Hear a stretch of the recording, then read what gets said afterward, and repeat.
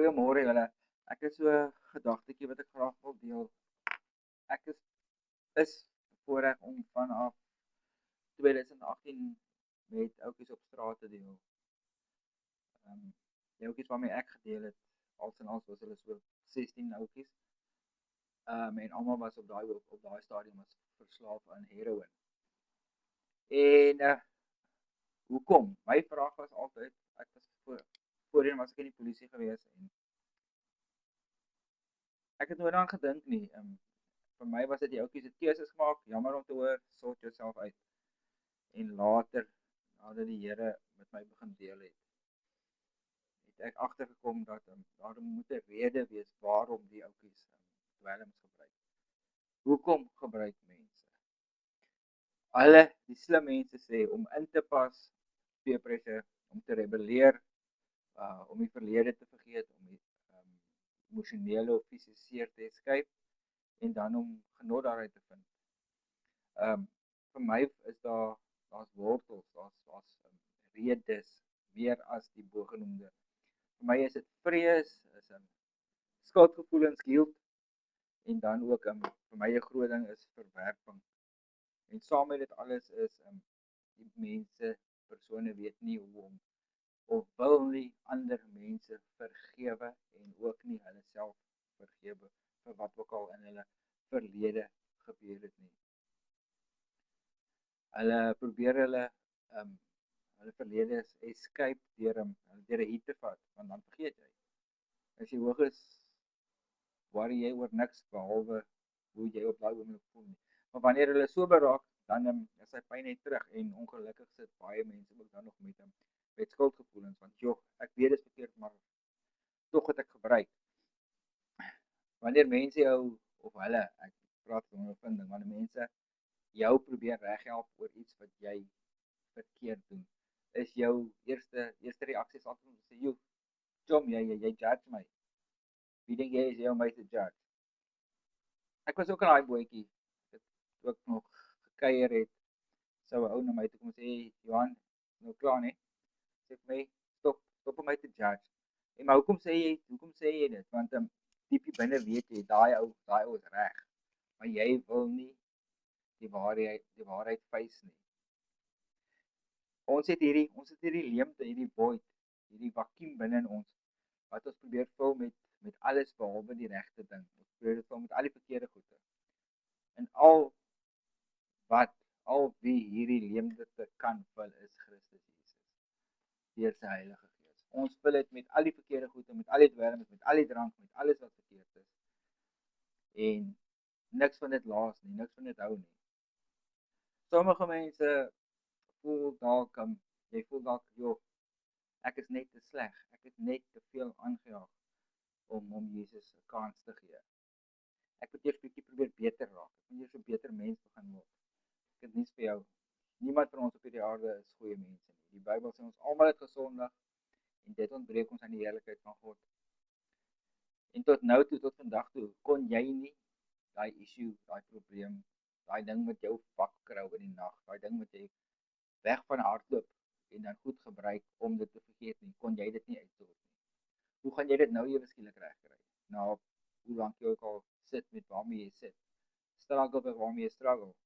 Matteus 19 vers, gaan so 'n paar verse vir julle gee. Matteus 19 vers 26 sê die volgende: Daarop het Jesus hulle aandagtig aangekyk en gesê, menslik gesproke is dit onmoontlik, maar by God is alles moontlik. Jy kon dit tot vandag toe nie in jou eie krag doen nie. Gee dit vir hom. Ja, ek weet dit klink soos 'n klise. Gee dit vir hom. Hy sal dit uitsorteer. Maar ons met hom die geleentheid gee om dit te doen. Ons is die eie ek is net daar. Of ek voel te skuldig, of ek is te skaam, maar alles behalwe om hom 'n kans te gee. Los jou verlede waar dit hoort, agter jou. Niks wat jy nou doen, kan dit verander nie. Dit het gebeur, dit is hoe dit is, maar jy bepaal jou toekoms. Jy kan vandag 'n besluit neem, en dit sal jou toekoms vir ewig verander. Nie net in hierdie lewe nie, maar ook in die toekomende en in die ewige lewe. Wanneer jy sterf, let's face it, wanneer jy sterf is af toe as een van twee plekke waar jy gaan opeindig, of die hemel of die hel. The choice is yours. Los die ou mens, los die ou Johan agter jou.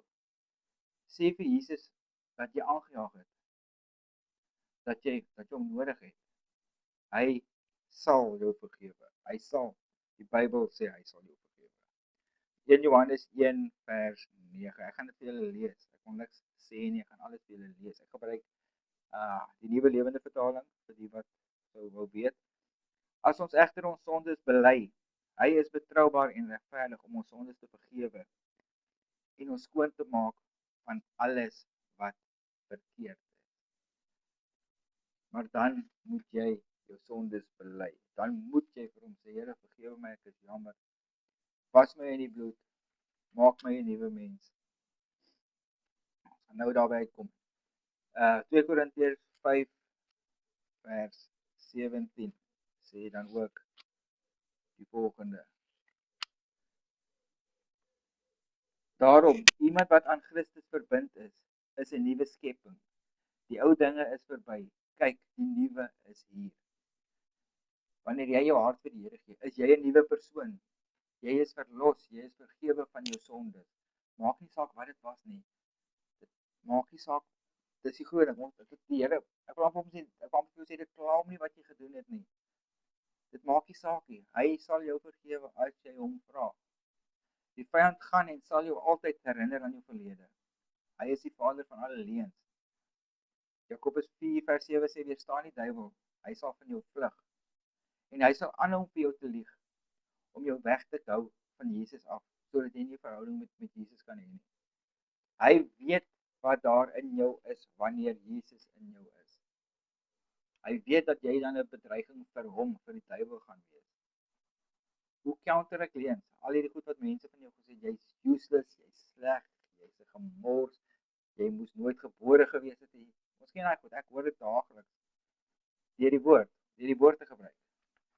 Johannes 17 vers 17 sê, ek weet nie die Engelse gedeelte, sê, sanctify them by your word is truth. Die Afrikaans sê die volgende ene. My vingers net op blaai vanmôre. Laat hulle aan u toegewy wees, deur 'n hegte verbintenis aan die waarheid. U woord is die waarheid. Vandag kan jou dag wees. Dit is in jou hande, dit is jou keuse wat jy gaan maak. Of gaan jy net so deur die lewe maar voortploeter? Ag ja, ek is nou maar 'n staf op. Almal sê ek is 'n staf op. So whatever they say, that's how it is. Of gaan jy opstaan en gaan jy besluit maak om vir Jesus aan te neem, om hom jou verlosser te maak.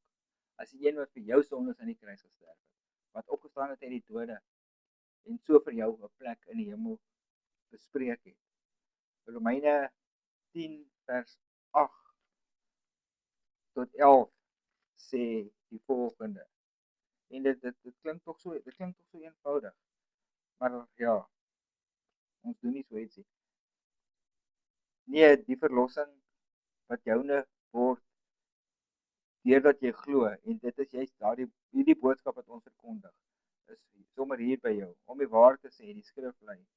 Die boodskap is hier op jou lippe en in jou hart. Want as jy met jou mond bely dat Jesus die Here is en met jou hart glo dat God hom uit die dood opgewek het, sal jy gered word. Want as ons glo met die hart, word ons vrygespreek, en as ons met die mond bely, word ons verlos. En dan vers 13 sê, want elkeen wat die naam van die Here aanroep, sal verlos word. En sy belofte, die woord is waar, soos ek reeds gesê het. En dit het my laat dink aan Lazarus in Johannes 11. Ons weet van Lazarus wat gesterf het, en 3 dae dood was, en Jesus om te kom opwek het uit die dode. En ek het gister en dink, en dit het by my opgekom dat, soos wat Lazarus dood was, fisies, so is ons geestelik dood, wanneer ons nie Jesus aanvaar nie. As gevolg van Jesus se sacrifice aan die kruis, het hy Lazarus wat Lazarus opgewek is uit die dood. Maar kom ek probeer dit weer.